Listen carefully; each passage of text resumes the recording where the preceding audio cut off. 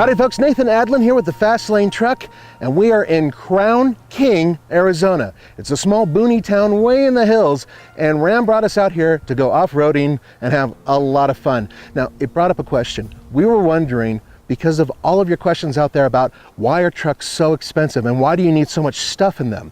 Well, that's a really good question. So what we decided to do is drive the 2016 Ram Power Wagon and the 2016 Ram Rebel. Here's the thing. That's $58,000 and that's around $52,000.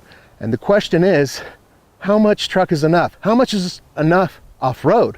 And all that's coming up next.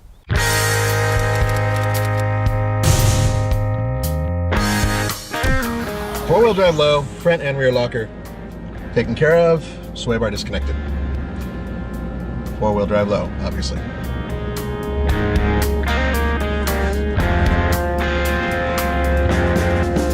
I try to adhere to the whole thing about as slow as possible and as fast as necessary.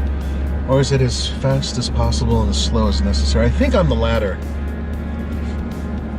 But in a vehicle like this, it really doesn't matter that much. I wouldn't say it takes the fun out of it. Just the idea that you can go over pretty much any obstacle and that... There we go, a little bit to the right. Sorry, lost some traction there. Yay! Now I know you're asking, why aren't they driving the 2017 Ram Power Wagon? And there's a very simple reason. They only really built one or two, and they're going to different shows, and they're not built for driving right now. Those vehicles will not be ready until the end of this year for us to evaluate. We want to get to them as soon as we can, but in the meantime, this is basically the same vehicle under the skin.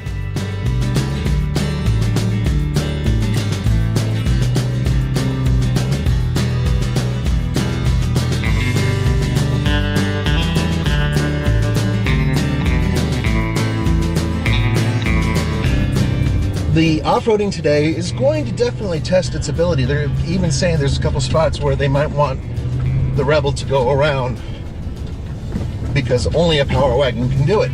And that's what separates the men from the boys, many of you would say. Ram Rebel is basically a first step 4x4 package that gives you a little bit more garnish. That's one way to look at it. The one I'm driving now has almost completely loaded up. The only things it doesn't have the sunroof, and it doesn't have the Ram box. And actually, those are probably two things I would get. What about the Power Wagon? Well, the Power Wagon on the streets doesn't ride as good as the Rebel. Not even close. I mean, the Power Wagon is like a military vehicle. Bah, bah, bah, bah, bah. This one really does glide on the streets. So, at least from that perspective, the Ram Rebel is pretty damn good. Behold, it's a Hemi. It's a Hemi that puts out 395 horsepower and 410 pound-feet of torque.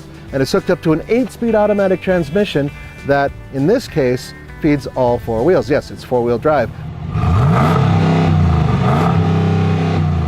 Believe it or not, you can actually get this vehicle in just rear-wheel drive, which makes very little sense to me, but that's neither here nor there. You can also get the V6. As far as we're concerned, in terms of off-roading, you really want the torque of this V8. Now, the rear end is a 392. All in all, this system works very well. All right, here we go. We're crawling. No problem so far. You can hear the ABS kicking in, forcing traction control in the front. It's not quite a locker, but it's working.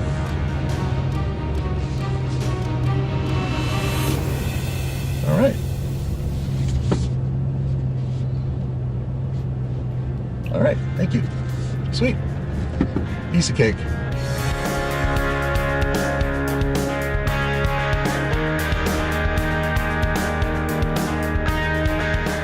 Okay, so the big difference is, well, obviously, this is a much larger truck, larger engine, solid front axle, heavier, larger in many ways, but it also feels a lot more substantial. Part of the reason I really like these trucks is because they're so overbuilt. There's so much to them. They're just beefy. I like that. You buy this vehicle to go get other vehicles out of a hole. Behold, yes, this is the big Hemi. This is a 6.4 liter. Whew, puts out 410 horsepower and 429 pound-feet of torque. So it's a monster.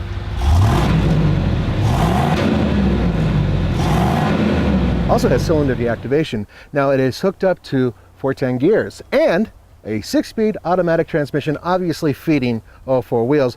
This has a serious off-road system where you can lock the front and the rear. It's, well, built for off-road. The Ram Rebel is going to go around this obstacle.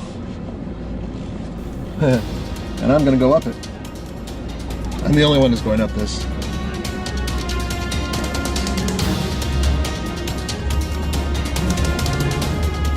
I'm in 4 low. Everything's locked.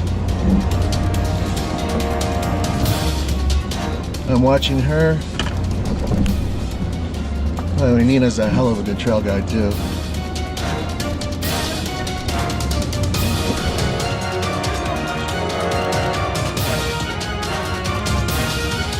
How's that? No lockers, huh? I'm a man. That's how I do it. Show up. All right, easy enough.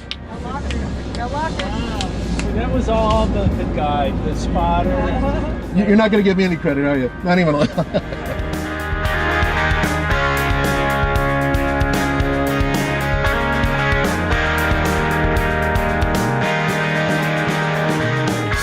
So what makes the Ram Rebel off-road worthy? Because if you look at it, it basically looks like a 1500 with 33-inch tires. Even the seats have this tread design, which is kind of cool. Also, this vehicle comes standard with air suspension. With the skid plates and the fact that it sits a little bit higher, and it can sit a lot higher if you adjust it, and the fact that you have a 392 rear end, it works brilliantly off-road as a 1500 that frankly performs better than most regular 1500 four-wheel drive trucks.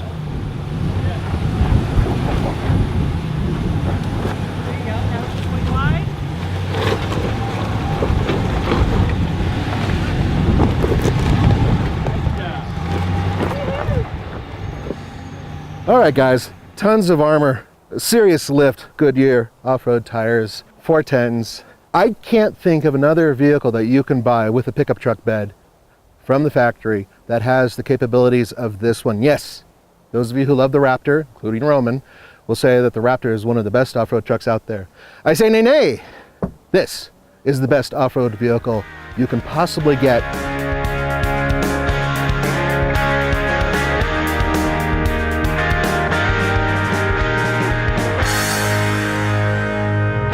All right, so you would think the obvious decision, especially after being off-road and just going over some beautiful trails, would be the Ram Power Wagon. It's one of my dream trucks, but the answer is no.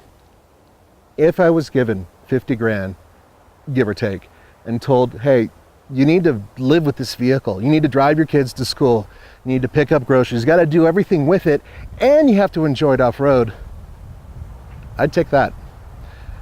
Go ahead, let the comments come in. I know. What type of guy am I? Doesn't want the big Power Wagon. Look, guys, it's a question of propriety. And this vehicle, for a guy who lives in the city and tries to go off-roading as much as he can, works better than a vehicle like this, which is seriously built for off-roading, but it's not that comfortable on the road. I don't know if you agree with me. Let us know in the comments below. For the Fast Lane Truck, this is Nathan Adlin, and my buddy behind the camera, sweating because we're in Arizona, Andre. Thanks, guys. We'll see you later. Howdy, folks. Nathan Adlin here with Andre Smirnov. TFL Truck is bringing you something really cool, the top 5 off-road vehicles from the factory. That's right. You can walk into your dealership and get these trucks, and they're ready to go off-road. That's right. Now, we're not talking about just, slamming on a set of larger tires. We're talking about some comprehensive upgrades to make these vehicles very good off-road, and we've had an opportunity to drive them all. Absolutely. And number 5 is the Chevy Colorado with the Trail Bobcat.